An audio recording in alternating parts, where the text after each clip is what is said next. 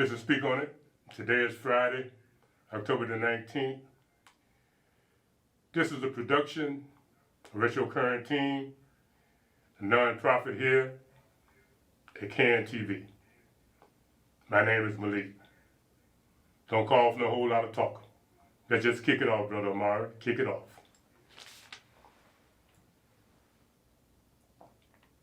Power.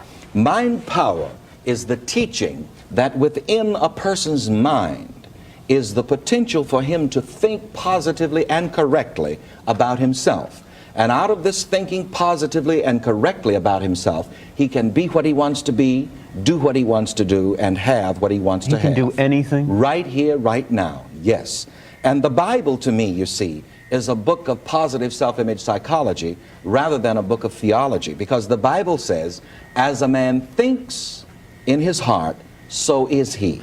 I'm sorry. How would you then interpret some of the other statements there, like the meek shall inherit the earth and money After the Republicans, the Democrats, and everybody else are through with it, then who wants it? See, I never thought about it in that way. Yes, the meek shall inherit the earth. Groups. What is mind power? Mind power is the teaching that within a person's mind is the potential for him to think positively and correctly about himself. And out of this thinking positively and correctly about himself, he can be what he wants to be, do what he wants to do, and have what he wants to have. He can do anything? Right here, right now, yes. Well, and the Bible to me... When I was a young person, Reverend Ike was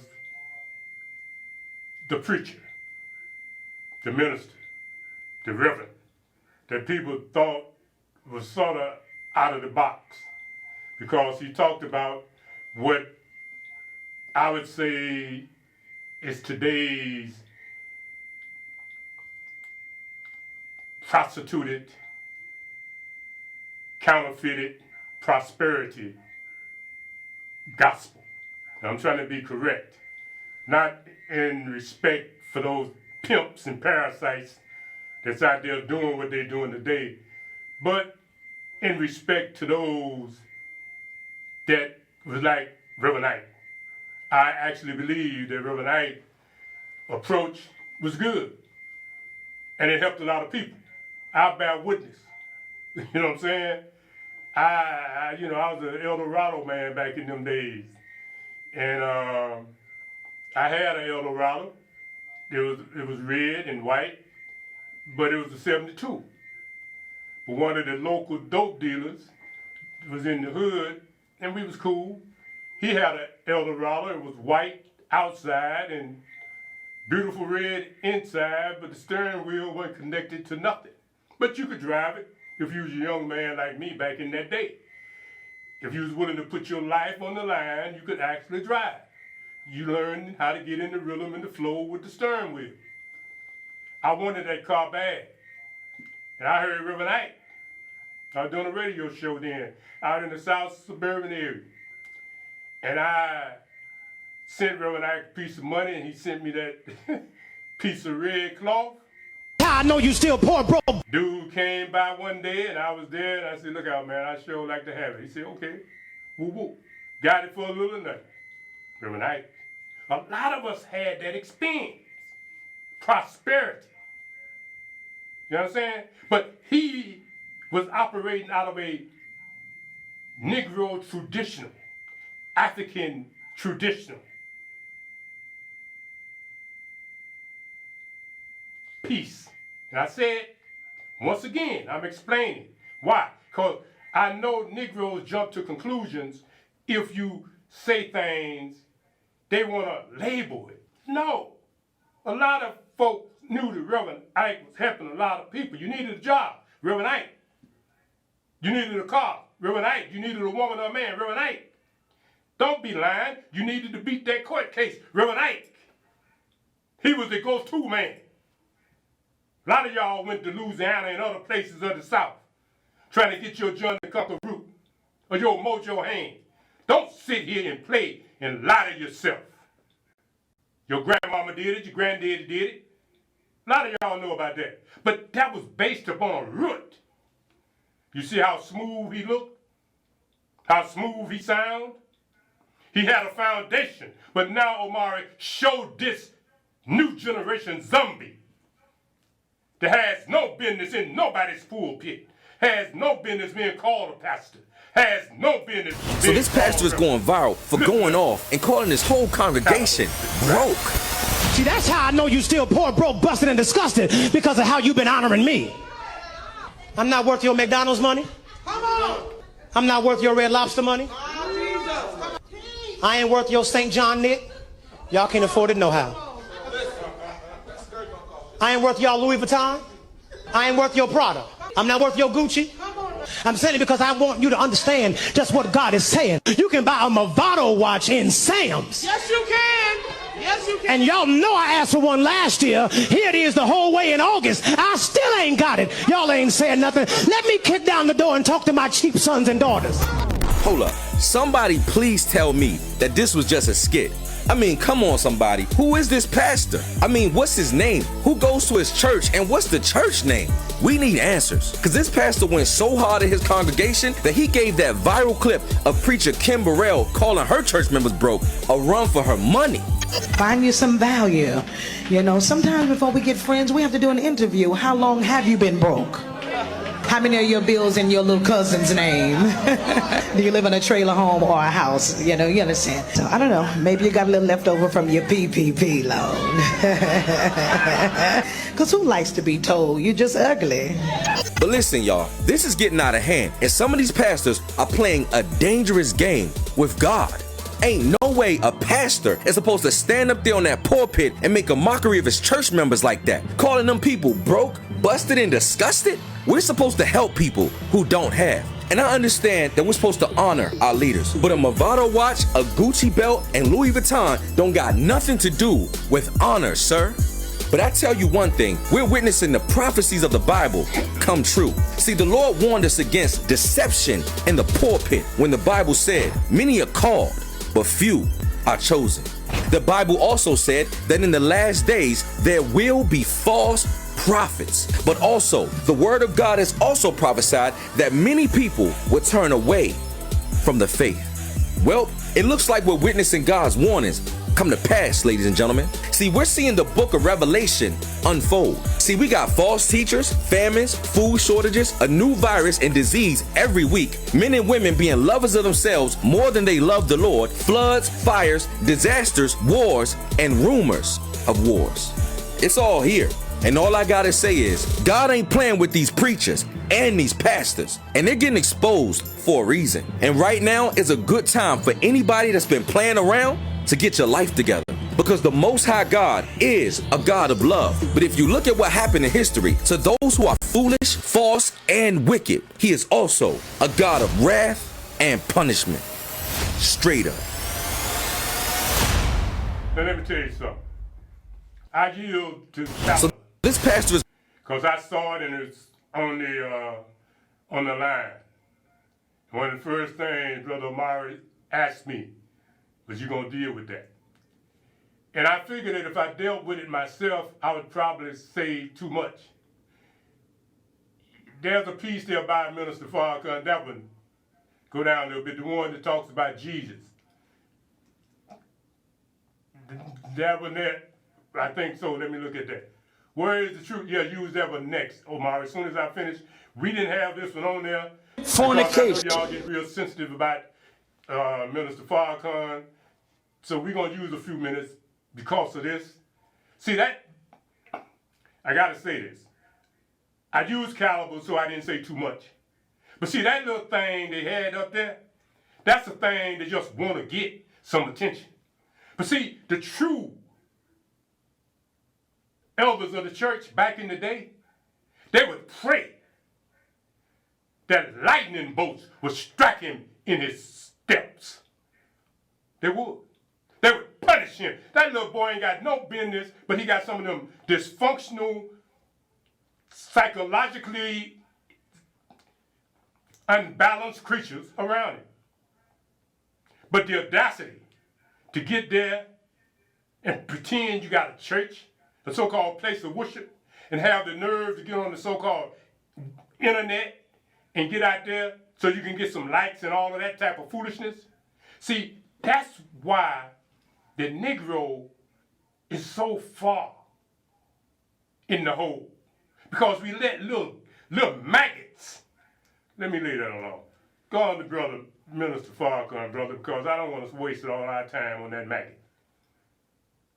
Now, this whore with whom the kings of the earth have committed fornication, and the inhabitants of the earth have been made drunk with the wine of her fornication.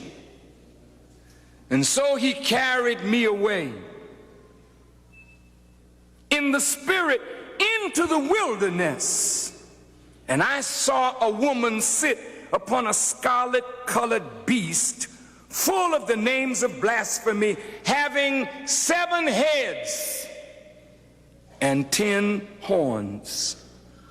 And the woman was arrayed in purple and scarlet color, and bedecked with gold and precious stones and pearls, having a golden cup in her hand, full of abominations and filthiness of her fornication. And upon her forehead was a name written, Mystery Babylon the Great, the mother of harlots and abominations of the earth. Now, the Honorable Elijah Muhammad has said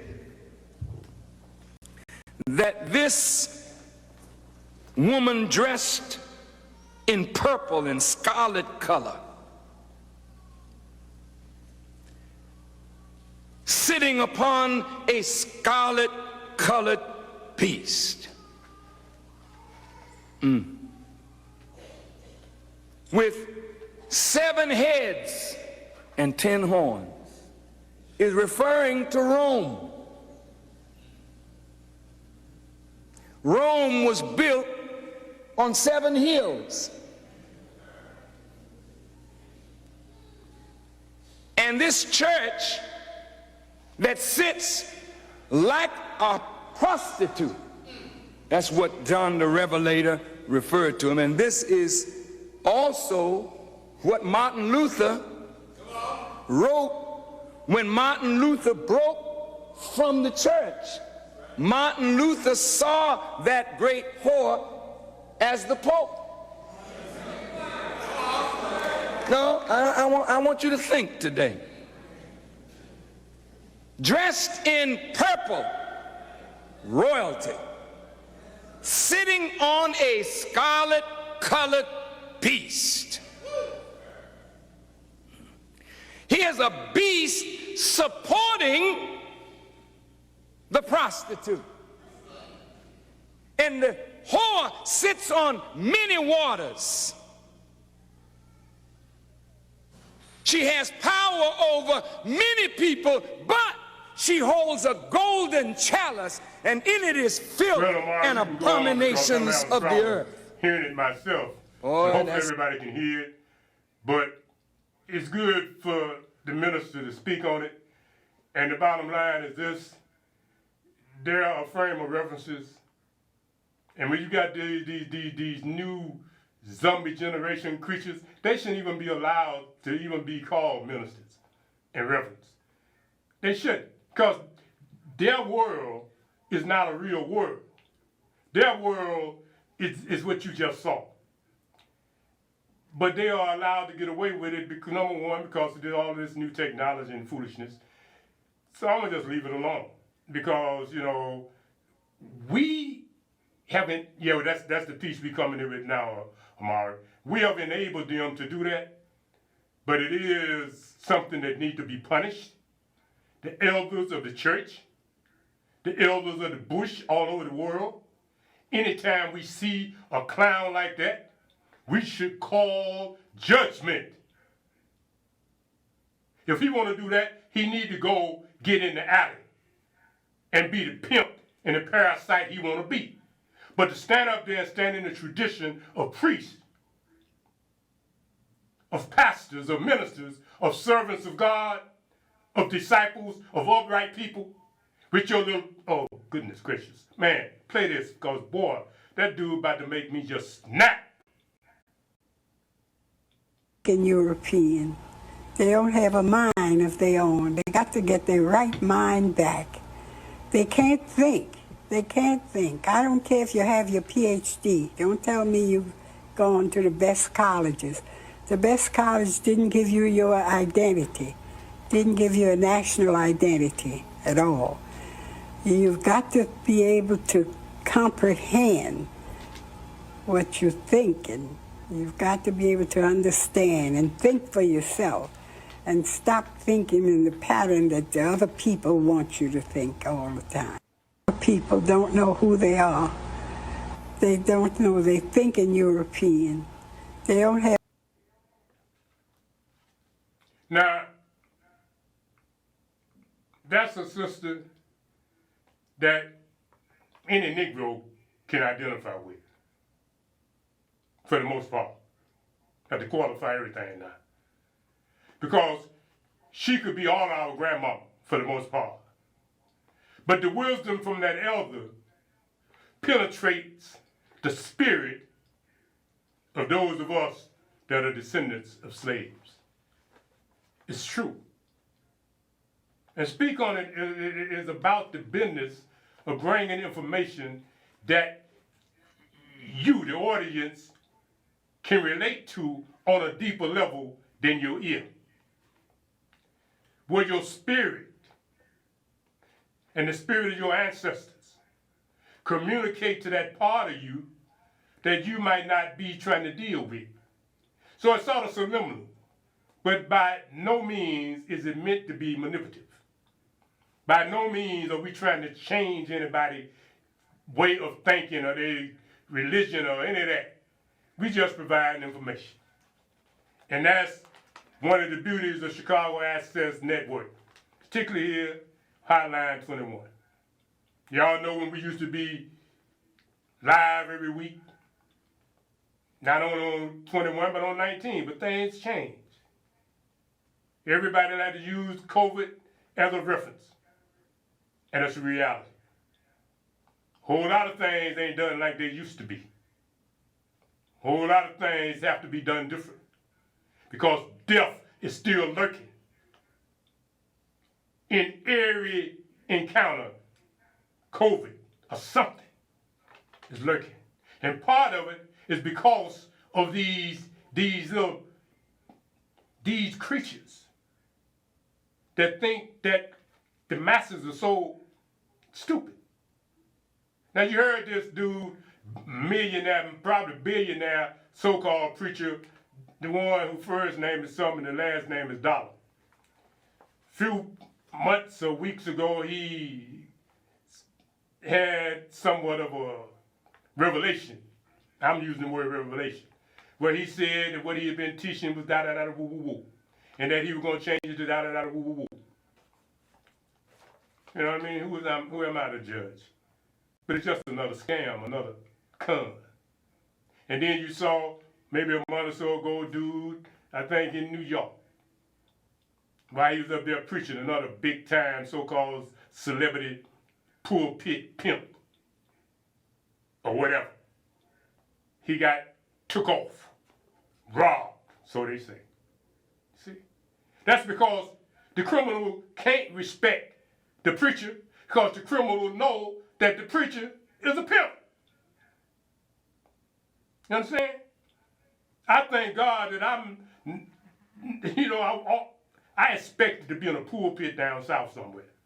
And everybody, my family on our side, that's what we do, along with whatever else we do, teach, whatever. But up here, instead of having a pulpit, we got a platform on the radio and here. And I thank the Creator and my ancestors for that.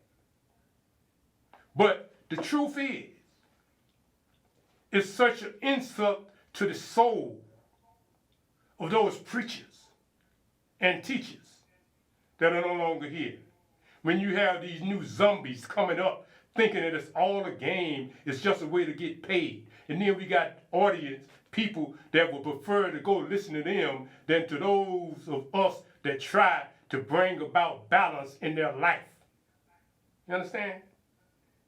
There is a piece that Minister Farrakhan did I won't play it because, you know, it's in-house. And I don't think if you want to see him or hear him like that, you need to go to the mosque.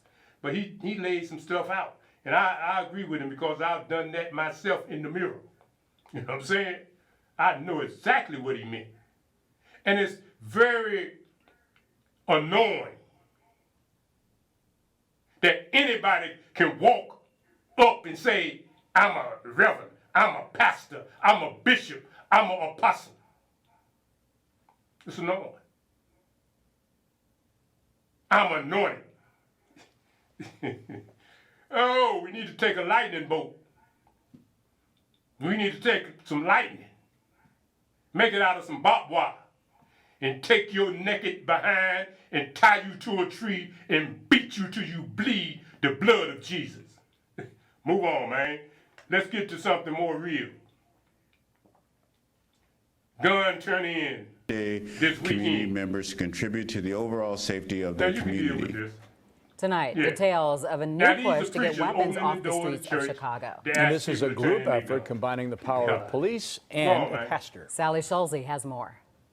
More than 400 weapons, including ghost guns and assault weapons, were surrendered at St. Sabina in June. Next up, Hope Community Church in Austin will ask people to turn over their guns. The pastor saying this is how people need to work together. We're looking to have a lot of guns be turned in to make our community safer, because there is no neighborhood without neighbors working together. Chicago police insist these gun turn-in events make a difference by getting weapons off the streets and out of houses where they can be a threat in multiple ways. Those are the weapons that we are being used for suicides. Those are the weapons that are being stolen and used in other crimes. And we always have to remember, guns are a product that lasts for decades and decades. In addition to the gun turn-ins, CPD showing off some of the weapons officers recovered over the weekend in a city reeling every week from gun violence and lives lost. They've also taken more than 450 guns off Chicago's streets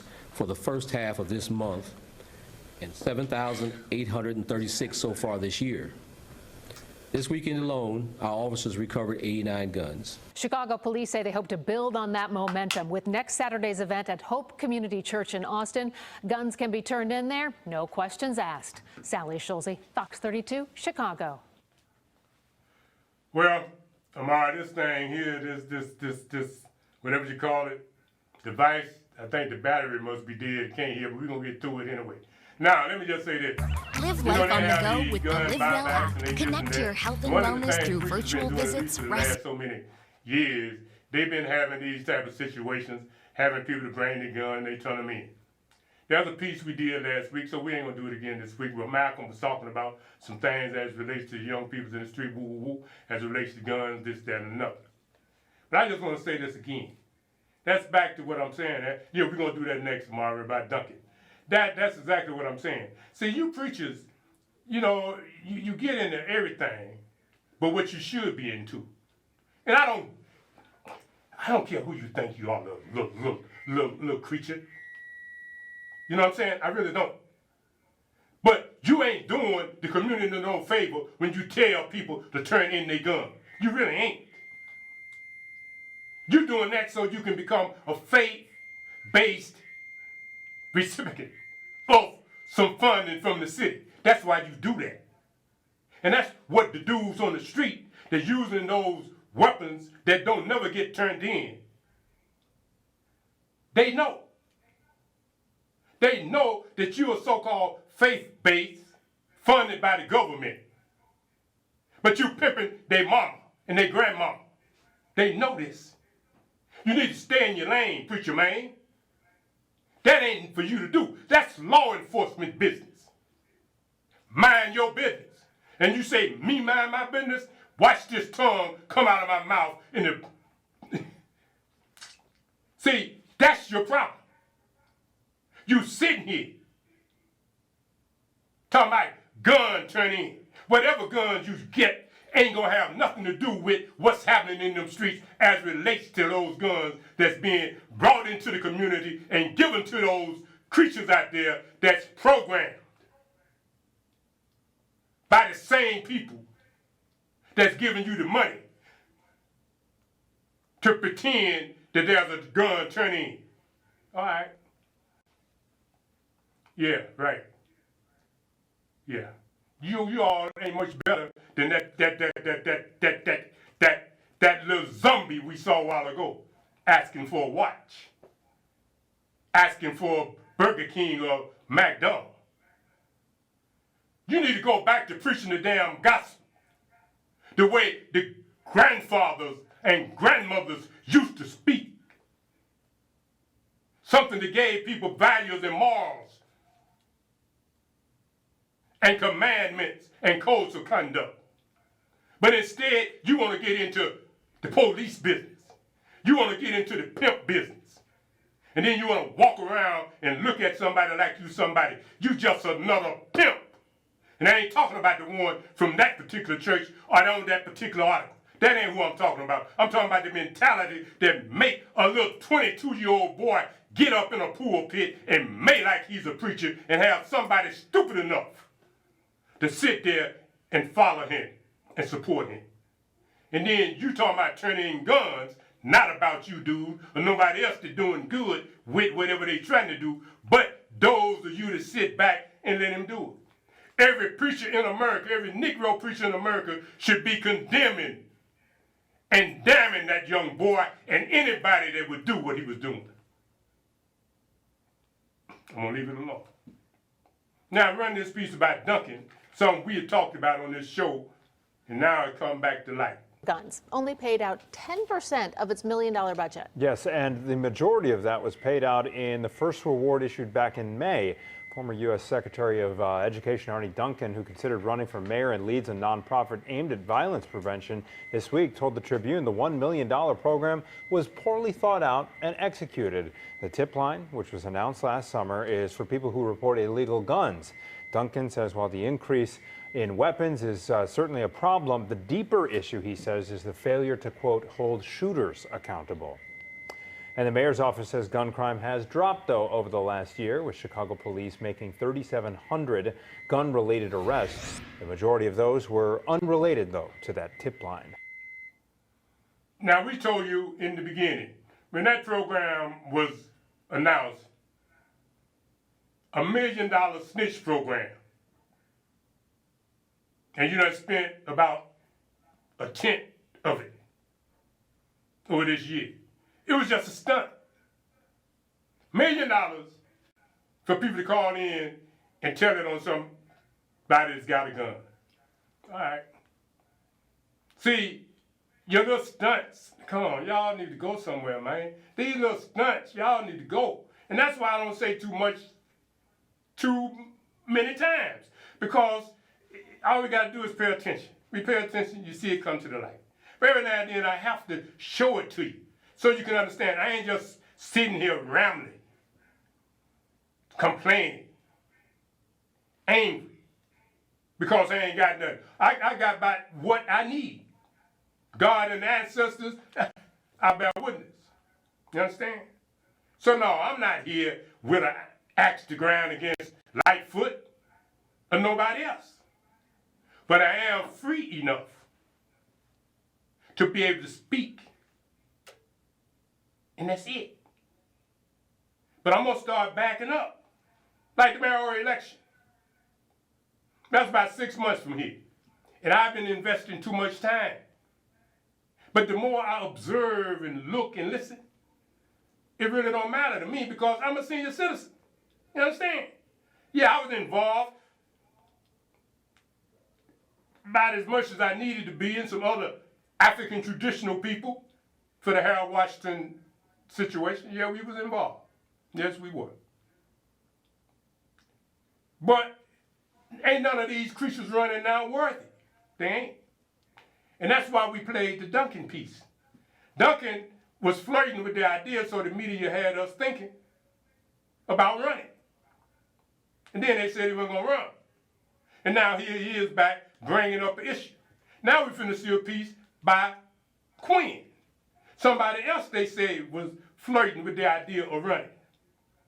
But now, time, 6 months. Now, Quinn is bringing up the smokestack situation over there in the back of the yards as it relates to Lightfoot. And then there's a piece with an alderman who has used city, we're going to say resources, to do something that was probably just some, he didn't mean all that, but it happened. So these things we're going to look at. But let's look at this alderman here, because they had something on him the other day. It wasn't negative, but it sounded like he's the same one that, had them cars out there in his area running around and people just tired of it. All right, brother, run this piece.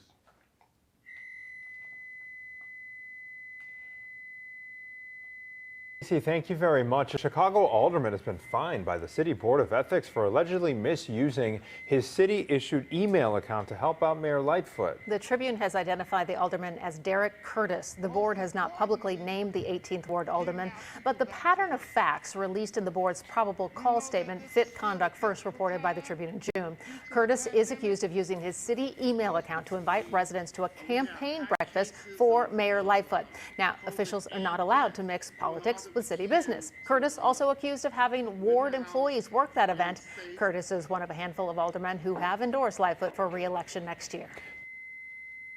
Now, see, little things are coming up 6 months out, but that's still too far for people like me, for me, to waste energy with this foolishness. Because anytime you got 6, 7, 8, 9 Negroes running for the same spot, that's a waste of time.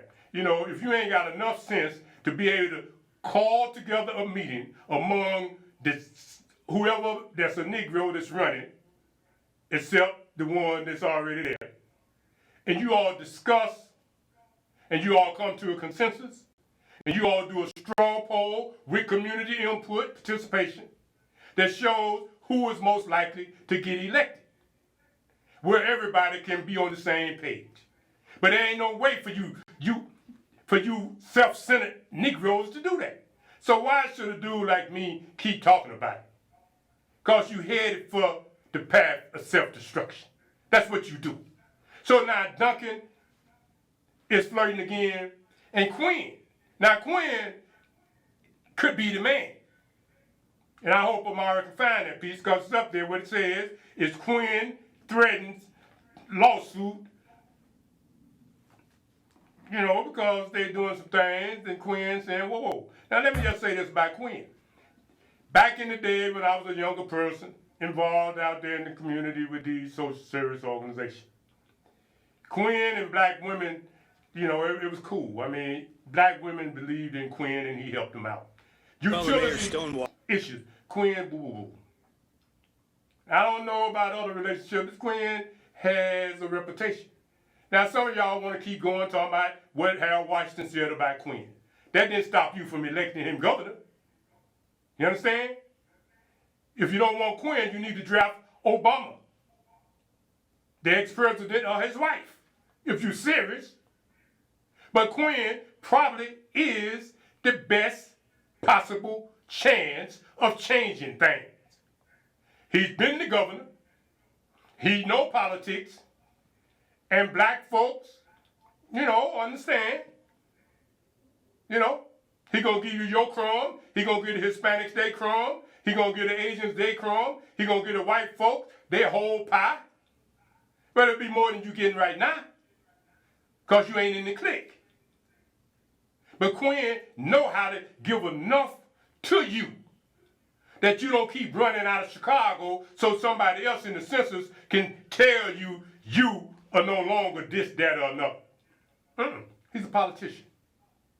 So now he got a piece. Remember Belandi? Remember James Byrne? It don't take but a piece. You should be able to change this administration based upon them damn potholes all over the daggone place. At least Daley took care of potholes. You understand? But this one here, they don't have people driving down the street no more tearing up their car. I'm talking about city workers, knowing where that hole been there for the last 4 years. But yet you got cameras hidden so you can trap people for 6 miles an hour, but you don't pay your own tickets. Play Quinn, man, and y'all better give Quinn some serious consideration, because them Negroes running, they gonna self-destruct. Walling, and we gotta let the light in. Former Governor Pat Quinn says he is prepared to sue Mayor Lightfoot unless she releases a still secret report on a badly bundled smokestack demolition. 2.5 years ago, it triggered a filthy dust cloud that drifted across the Little Village neighborhood. Our political editor Mike Flannery has more. The former governor claims Mayor Lightfoot would have handled the dust cloud controversy differently if her own neighborhood were involved. If this smokestack had been demolished in Logan Square or Lincoln Park, we would have had the full, complete report long ago. A spokesman for Mayor Lightfoot indicated she lacks legal authority to release the Inspector General's report.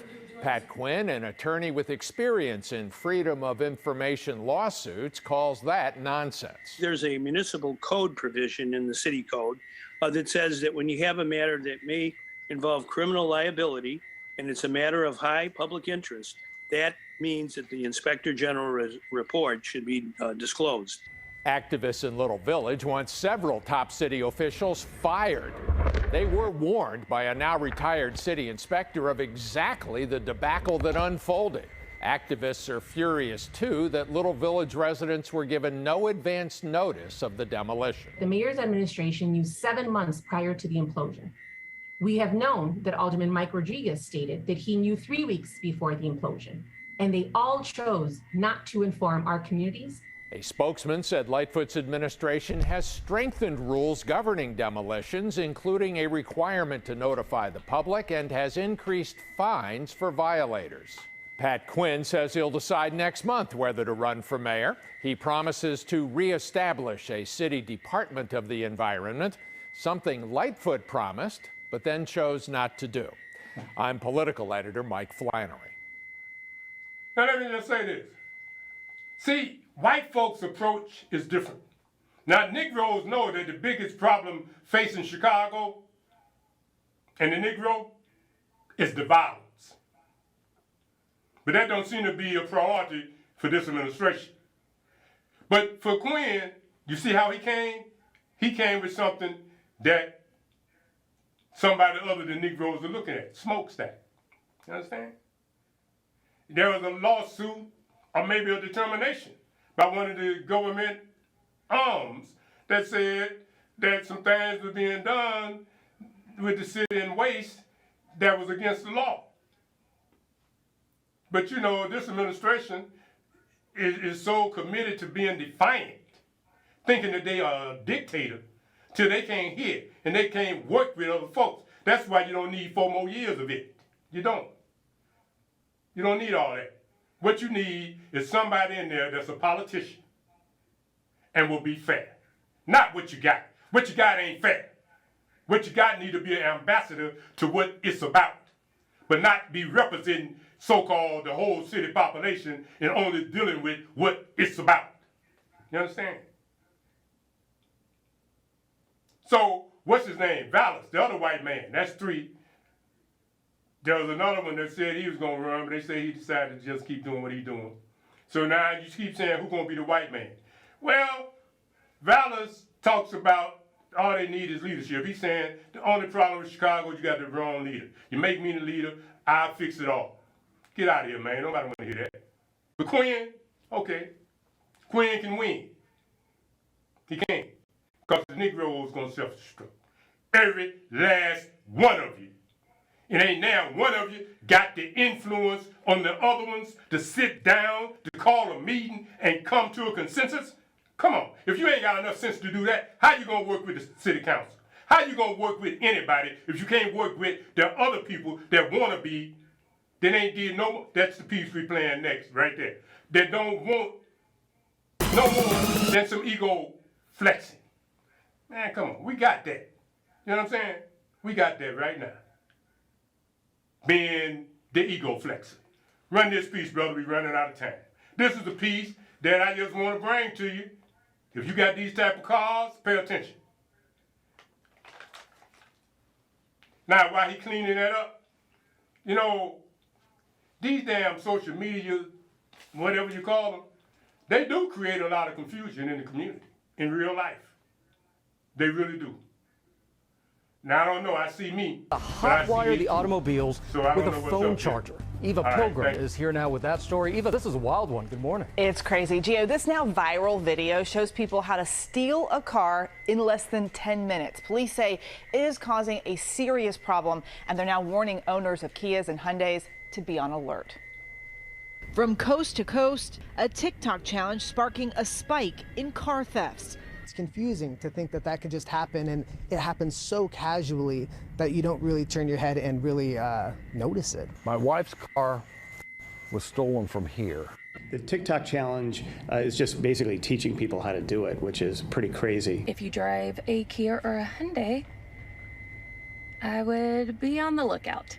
The national trend starting after a now viral TikTok video showed wannabe thieves how to steal a Kia or Hyundai using just a screwdriver and a USB charging cable. Since the video posted, the number of car thefts has skyrocketed. You can see in this chopper video a stolen Kia smashing into a median in Minnesota during a police chase. Police say 4 teens jumping out of the smoking car, trying to make a run for it. All 4 arrested. In the Chicago area, authorities say they've seen a 767% spike in these cars stolen. USB. Turns in here. Turns it off. Turns it on. Last year, there were 74 thefts in July and part of August. This year, a big jump, 642 thefts. The Cook County Sheriff is now asking TikTok to take down these posts. The hack only works on vehicles whose keys aren't equipped with engine immobilizers, a chip that helps the engine recognize the key, thus preventing theft. Meanwhile, vehicle owners are suing the car makers, alleging they knowingly made vehicles that are easy to steal, unsafe, and worth less than they should be. It just needs to end. It's not victimless. It's not a simple joyride. It's hurting a lot of people. Now, we reached out to the car makers, Hyundai telling us this TikTok video targets vehicles made before November 2021.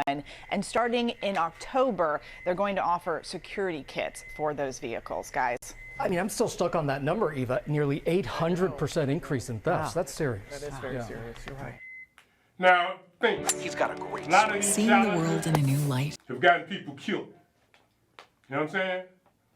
A lot of stuff that this so-called new world order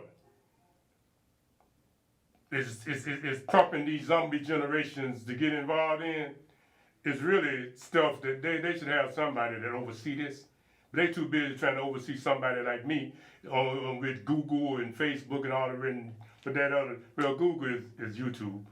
You know, they make it clear. No, we think you're trying to influence public opinion. No, you can't pay us to promote your stuff. And if you don't be careful everything you do, we're going to put a block on it. I mean, that's just the way things are. But yet, they put forth stuff that don't make sense. They got this vulgarity coming out of these so-called entertainers' mouths that's just straight up filth. All type of profanity. But we sit here, we try to tell you something about uplifting you, and it's against all type of community, whatever in the hell they call it. But yet they got that. Show the sucker how to come get your car. You know, there's a piece that I started to run about Carson, whatever his name is. But, you know, we talked about it before, and they don't feel like dealing with it today. But, you know, the government, the media, in particular that Democratic Party, these creatures here, man, they done changed this thing. This ain't about democracy no more. This is about them. Run this piece, bro. Is it right? The IRS should be smaller, not bigger. Dan Geltrude is a CPA and founder of Geltrude and Company. So, Dan, is the middle class going to pay the price for supersizing the IRS? Well, I think so, David. Remember, anytime a politician starts talking about raising taxes on a certain group or only a certain group is going to be impacted, you know that's not the case. Why? Because the IRS is going to be they're making an $80 billion investment into the IRS. The expected return over 10 years is $200 billion. What happens if they don't get it? they have to expand the pool to generate revenue. So I am not in the camp that this is only going to impact people making over 400,000 and large corporations. Yeah. No way. Well, and let's face it, the large corporations have teams of lawyers and accountants. They can fight the IRS. Small businesses can't. They don't have that kind of resource. And I'm just wondering, you're a CPA. Have you heard from small businesses who just pay the bill even if they think that they're innocent because they can't afford a long fight? That's very true. I mean, sometimes, like any other litigation, you get to the point where you're running out of resources, David. So what do you have to do? You have to settle because that's the smart decision. However, it's not the correct decision. So you're right. Large corporations and the wealthy are going to be able to lawyer up. They're going to be able to get CPAs to represent them. And then what happens? They wear down the IRS because that costs the IRS money. And remember, this is about return on investment. The IRS needs to collect. The longer it takes to collect, the worse it is for them. So they have to go to easier targets, send a letter, audit people, get them to capitulate, collect the money, move on. Yeah, and just to be clear, by the way, this is a six-fold increase of the IRS. I've never seen a government institution grow by that amount before in my life. 6 times the size that it currently is. Dan Geltrude, good to see you, my friend. Thank you very much for being here. America's CPA. I'm already ain't got time for these African invented mathematics. But that piece with them 2 girls at the green board, would you just show that graphics on how they doing math, but don't use the sound as you already know, because if you use the sound, they definitely gonna tell us that we're in violation of something. So we don't use the music, but the piece with, yeah, right there. Now, I hope you people can see this. Over here it said China, India. Now watch what's happening here. They make you think Chinese are so damn smart. Look at that. See? She's still doing it the old way we used to do it. You see what happened to that girl from India? Now, look at the mathematics of that. Think. They teaching our kids the Chinese way. Why ain't they teaching us the way they learn in India? See? Now, if you will, Omari, that piece down there that say lawyers react to illegal agreement in Minneapolis to lay off teachers. They talking about laying off these white teachers. I agree with anybody to say that's unfair. Damn y'all. You don't just go around and start, that's what you do to Negroes all the time. But it still ain't fair. You gonna just tell a person because of the color of their skin that we gonna do you first in order to justify some stuff from back in the day. That's what's happening with this so-called court system in Chicago. Because some people was falsely accused and got some time, they're now millionaires for the most part. Now you just let all criminals run free and stay out here and criminalize the public. No, hell no. You don't just fight them people first because they white people with your dumb, stupid, white folk democratic behind. Find that piece, man. I agree with these lawyers. It's ridiculous. You gotta get a better way than going around talking about it's your color that's gonna be the reason you get fired. Hell no, that's some of them are about to get a taste of their own medicine, and it might cost them their jobs. The Minneapolis Teachers Union reached an agreement with the public school system saying that in the event of layoffs, white teachers have to be fired first, regardless of seniority or performance. Why is this happening? Well, because the union says there's too many white teachers, and quote, students need educators who can look like them and who they can relate to. Now, this is racist. And I hope for the sake of Minneapolis, this is taken to court. Molly Hemingway is the editor-in-chief of The Federalist and joins me now. Molly, good to see you. Molly, I think so many Americans are starting to unrecognize this country. It's unrecognizable any longer. And this is a good example. The fact that a union would agree to say, we're not going to fire or hire people based on seniority or the quality of their teaching. We're going to do it on race. This doesn't make any sense to anybody. What say you?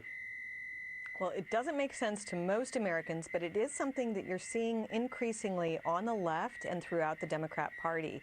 The thing is, Americans have all sorts of disagreements, but we all tend to oppose racism. And seeing racism infiltrating the curriculum where children are taught to think in a very racist way about their own race or about others' races or about the history of the country in racist terms, or seeing how it's done here in this union contract where people are given privilege if they belong to underrepresented populations or if they're a graduate of a historically black university or college. These are things Americans just don't like, whether we're white, black, whatever. We don't like to see racism. And so even though it's very popular in the fringes of the Democrat Party and on some parts of the left, it's why I think the Democrat Party and other parts of the left are having so much trouble with the American people right now. It's just not something we like to see. What I find fascinating in the story is the Minneapolis Teachers Union is mostly white. And they voted for this contract to make sure that the white teachers were fired to the exclusion of African American or minority teachers. Well, you know, it's interesting because a lot of what is being pushed in critical race theory and other racist ideologies is pushed by a lot of wealthy, elite, white individuals. They usually have ways to protect themselves as they push their ideology on other people. But again, it doesn't matter who racism benefits or who it hurts. Racism is wrong, and the vast majority of Americans oppose racism and hatred and the types of attacks on our country's founding that are becoming so dominant in radical government schools. You know, if you flip this theory on its head, what's happening in Minneapolis, you would say, well, if I have a majority white community, I then can't hire any minorities because we need people to look like the community in which they teach, which is absolute insanity. And everyone who saw that, Molly, what would they say? It's racist. It's also just really wrong to say that only women can talk about women's issues or only men can talk about men's issues. That's not what it means to be human. Good instructors can reach different types of students. And one of the worst ways to look at things is just on those surface levels of skin color, race, sex, other things like that. We should be able to have good educators who are looking at everything. But unfortunately, again, this is going far, and the Department of Justice, in fact, under Merrick Garland, has been attacking parents who are concerned about this type of racism that's being spread throughout curriculum. And they are going after those parents. They're doing their political prosecutions rather than doing what the Department of Justice should be doing, which is working against crime and making sure that rule of law means something in this country. It's a real problem. So, Molly, your take. Is the ACLU going to file suit over this one? The ACLU is not what it claims to be, and it is a group that seems to be all about preserving or amplifying power on the left. But I do think this will face legal challenges from actual civil libertarians and actual people who care about making sure that racism doesn't creep into this country or into our schools. Molly, I have 9 kids, and like every parent out there, I don't care what your sex is. I don't care your sexual preference. I don't care your race. I just want good teachers teaching my kids, and that we're breaking this down by race is a sign that this country has devolved into insanity. I appreciate you joining me tonight, Molly. Thank you. Thank you. See, what really bothers me is how do you Negroes pretend that this is false news? Because it's a network that you might not particularly care for, or whatever. But this is ridiculous. The truth of the matter is, Negro, you know what's right and wrong. You do. That damn Obama, Vallis, Duncan, those creatures terminated at least 14,000 black teachers. Probably just in the Illinois area alone. So black people know what it is to be targeted just because of their skin color. We do. But that don't mean that you go back and do this stupid stuff you're doing now. Negroes, you knew the whole idea of defunding the police. That ain't even common sense. You know better than that. You know you need the police. But you done got yourself caught up with some damn Democratic so-called party that you think that you got to go along with everything they say. Not when the stuff don't make no sense. 28 years old, and I don't. It ain't about being a Republican or a Democrat. It's about being intelligent. It's about being fair. It's about being just. It's about doing unto others as you would have them do unto you. Period. Think. Fight white folk first. Why? So that black folks can get a job. No, what you do is you go back and you recall those black people that you allowed, those puppets, to fire unjustly. That's what you do. You go back and get the people Urban that you Prep did now the a life injustice to. cut. But you don't come and just start penalize everybody else with the same type of discrimination and foolishness. Get the hell out of here. So now it is the unions. The unions are doing the same thing the so-called court reform groups are doing, these state's attorneys. You know what I'm saying? Negroes, let us get out of this. This ain't our way, y'all. We ain't like that. We really ain't. Now, yeah, we are what we are. We ain't all this old stuff you be romanticizing about. No, take your behind to Africa. You talking about the police? No, you're going to be looking at a soldier. You think because you black, you're going to sit there and talk crazy? Hell no. You're going to say yes, sir, no, sir, or whatever words you use in that language, or he will take the butt of that gun and beat your butt. And if you get too far out of your body, he'll kill your behind right on the spot. And he ain't got nothing to do with racism. And even if it's tribalism, it's only because of the fact that you didn't stay in your lane. So you can't change things by being as stupid as the people that were stupid. Stupid does, stupid do. And now, Negro, you got to stop doing it. That's it, Omar. We ain't going to do no more. I'm trying to get these shows back down to an hour. Because I understand. You know, we got to do things. A promising student at Urban Prep, now a life cut something you got short. running The right there, I family can of keep Andre Smith says he had just got done playing basketball when he was caught in the crossfire of two groups and shot and killed while his family was hundreds of miles away on a trip he was supposed to be on. I'm mad that he was taken from me, and I couldn't be there with him. A mother's worst fears coming to fruition. They can't go to the park. He was playing basketball. During what was supposed to be a time of family bonding in Florida. We were on vacation, and Andre couldn't get off work, so he couldn't come. Instead, the trip was cut short, and Candace Washington back home now reeling after the bond between her and her oldest son, Andre Smith, was torn apart. And his stepsister called me and said Andre is shot and he's not moving. And they went and got his stepfather. They wouldn't let nobody approach him, so he died alone. It happened Sunday afternoon near his house at the Old Guild Gardens Homes. Police say someone in a burgundy SUV pulled up and began firing. Another group then returned fire. And then he got caught in the middle. He was trying to run home. Were they targeting that person? Were they trying to target somebody else? You know, we don't know. The people obviously who returned fire at the SUV are not cooperating, and we don't have them identified yet.